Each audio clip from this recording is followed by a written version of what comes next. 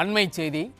சென்னை பசுமை வழிச்சாலை இல்லத்தில் அதிமுக பொதுச் செயலாளர் எடப்பாடி கே பழனிசாமியை சந்தித்த கொங்கு தமிழர் எழுச்சி பேரவை நிறுவன தலைவர் கொங்கு சங்கர் வரும் சட்டமன்ற தேர்தலில் அதிமுகவிற்கு ஆதரவு தெரிவித்திருக்கிறார். இது பற்றிய விவரங்களை வழங்குவதற்காக நமது தலைமை செய்தியாளர் ஜெயக்குமார் இணைப்பில் இணைந்திருக்கிறார். அவரிடம் கேட்கலாம். ஜெயக்குமார், வணக்கம். இது பற்றிய கூடுதல் விவரங்கள். கண்டிப்பாக செய்து அனைத்திந்திய அண்ணா திராவிட முன்னேற்ற கழகத்திற்கு 2026 சட்டமன்ற தேர்தலுக்கு தொடர்ந்து ஆதரவு பெருகி வருகிறது. பல்வேறு அரசியல் கட்சியை சேர்ந்தவர்கள் அனைத்திந்திய அண்ணா திராவிட முன்னேற்ற கழகத்துடைய பொதுச் செயலாளர் புரட்சி தமிழர் எடப்பாடி கே பழனிசாமி அவர்களை சந்தித்து அதிமுகவிலே தங்களை இணைத்துக் கொள்கிறார்கள். குறிப்பாக இந்த நிலையிலே கொங்கு தமிழர் எழுச்சி பேரவையைச் சேர்ந்த அந்த அமைப்பைச் சேர்ந்த ஏராளமான நிர்வாகிகள் அந்த கட்சியில இருந்து நேரடியாக அதிமுக பொதுச் செயலாளரை சந்தித்து அதிமுகவிற்கு ஆதரவு அளித்திருக்கிறார்கள்.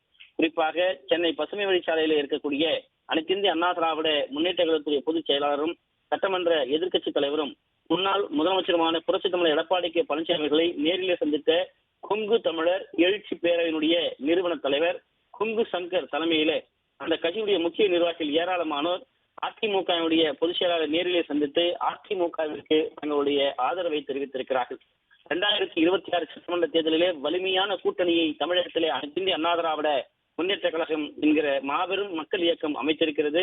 2026 மக்கள் செல்வாக்கோடு ஆட்சி அரியணையிலே ஏறுவது உறுதி என்கிற நிலையிலே ஏராளமான அரசியல் கட்சியை சேர்ந்த தலைவர்கள் நேரடியாக சந்தித்து அதிமுகவிலே தங்களை இணைத்துக் கொண்டிருக்கிறார்கள்.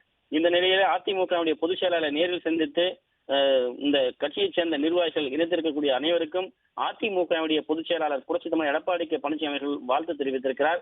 கொங்கு தமிழர் எழுச்சி பேரனுடைய நிறுவன தலைவராக இருக்கக்கூடிய கொங்கு சங்கர் தலைமையில அதிமுகவில் ஆதரவு தெரிவித்த அனைவருக்கும் அவர் கண்டிப்பாக எதிர்காலம் பிரகாசமாக இருப்பதாக தெரிவித்திருக்கிறார்.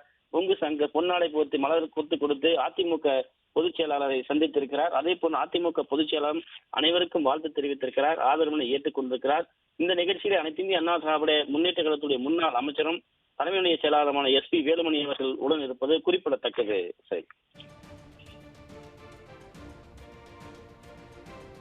இணைப்பில் இணைந்து விவரங்களை வழங்கியமைக்கு நன்றி ஜெயக்குமார்.